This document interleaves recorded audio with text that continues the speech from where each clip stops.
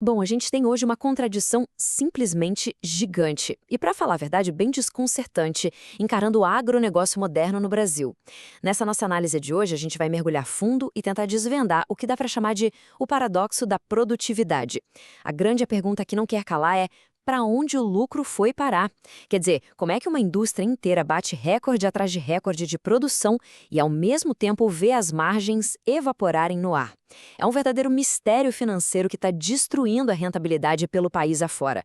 Entender exatamente como virar esse jogo antes da próxima safra é, sem exagero, uma questão de sobrevivência.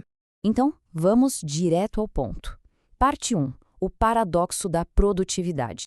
Todo mundo sabe que o esforço no campo é colossal. Aquele suor de quem cuida de cada hectare com uma dedicação absoluta sempre rende frutos, né? E os resultados físicos dessa dedicação recentemente têm sido inacreditáveis. O tamanho desse sucesso produtivo é simplesmente inegável. Só para a gente ter uma ideia concreta, na safra de 2023 para 2024, só o estado do Mato Grosso colheu mais de 37 milhões de toneladas de soja. É um recorde histórico absoluto. A logística toda e a montanha de grãos saindo da terra mostram que a nossa produtividade agrícola chegou num patamar que há algumas décadas ia parecer pura história de pescador. Mas é bem aqui que a história dá uma guinada dramática. Durante esse mesmíssimo período, com essas colheitas batendo no teto, os dados da Serasa Experian revelaram um salto assustador, um aumento de 74% nos pedidos de recuperação judicial dentro do agronegócio.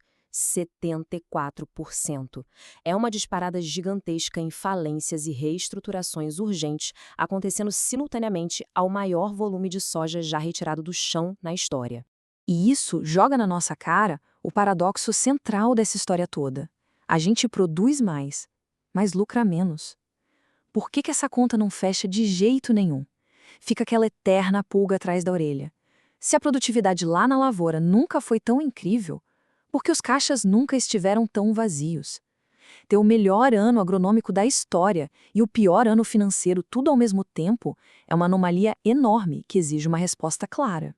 É por isso que a gente precisa investigar isso a fundo. Vamos lá, parte 2. A investigação. Sabe como é quando o calo aperta nas finanças? O primeiro reflexo de quase todo mundo é apontar o dedo para os suspeitos de sempre. É super natural a gente querer botar a culpa em fatores externos e familiares para tentar explicar aquele estresse nas contas. Só que tem um detalhe crucial. O verdadeiro buraco dessa crise profunda de lucratividade não está no clima. Também não tem a ver com a operação lá no campo ou com a qualidade do plantio. E por mais surpreendente que pareça, o vilão principal não é puramente o preço da soja isolado lá no mercado. A gente precisa tirar essas desculpas da frente agora mesmo. Porque se o problema não é a falta de chuva, não é a semente ruim, nem só a cotação da bolsa, então onde é que está o erro?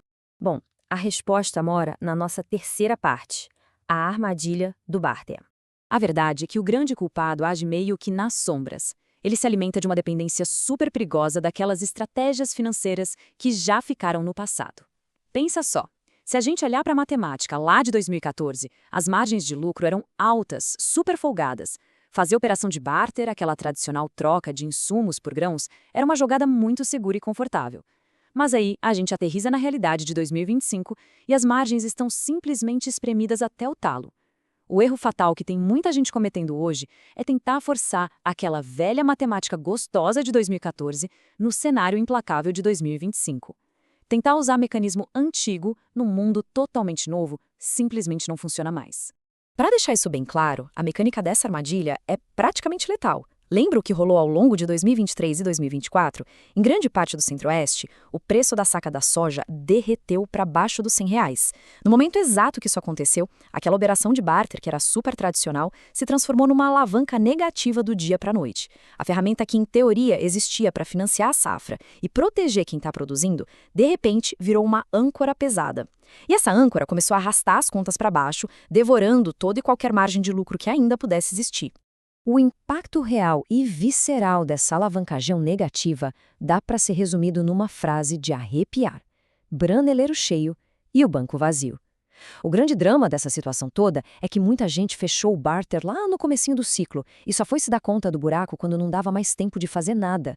Aí chegou o final da safra, o pessoal olhou para aquela produção maravilhosa, toda armazenada e... cadê o dinheiro no caixa para pagar a dívida contraída lá atrás? O volume físico, o grão, estava lá firme e forte, mas o valor financeiro Bom, esse já tinha sido totalmente corroído pela alavanca negativa. Mas tem uma saída, e é sobre isso a nossa quarta e última parte: gestão financeira de precisão. Escapar dessa armadilha toda não exige milagre, tá? É puramente uma questão de evolução. A gente precisa de uma mudança urgente na forma como as fazendas são administradas no dia a dia.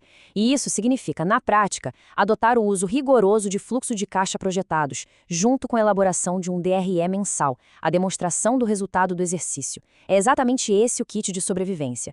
Sem essas ferramentas de gestão financeira de precisão, não tem como navegar proativamente pelas finanças do agronegócio moderno.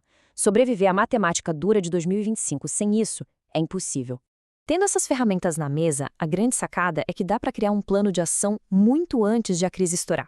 Tipo, se o fluxo de caixa já projeta um estrangulamento lá na frente, excelente, a gente tem tempo para sentar e renegociar prazos com a cabeça fria, dá para antecipar algumas vendas usando as cédulas de produto rural, as famosas CPRs, e, lógico, reorganizar todos os vencimentos de um jeito muito mais estratégico. O segredo do sucesso aqui se chama tempo. A gestão de precisão te dá exatamente a vantagem, ou melhor, a margem de manobra, que qualquer gestor precisa para desviar o navio do iceberg com segurança. E ter acesso a soluções atualizadas é o coração desse processo. É justamente aí que a Agrocapitais atua, funcionando como um farol vital de informação para o mercado. Receber uma análise financeira super prática, entregue toda a santa semana, é o que garante que a operação fique não só em dia, mas muito à frente da curva. Essa inteligência contínua que permite que aquelas decisões de ouro do negócio sejam tomadas em cima de dados duros, reais, e não mais naquela velha zona de conforto das suposições que ficaram no passado. O que deixa a gente com uma reflexão mais pesada e mais importante de toda essa análise, a intuição, o famoso feeling, foi um guia fantástico no passado. Mas olhando para tudo que a gente conversou aqui, com recorde de safra esbarrando lado a lado com recorde de falência, será que não chegou a hora de parar de gerenciar no feeling e começar a gerenciar com a realidade? Mergulhar de cabeça nos dados financeiros de precisão é, sem sombra de dúvida, o único jeito de garantir que o banco fique tão cheio quanto o próprio graneleiro quando a próxima safra bater na porta.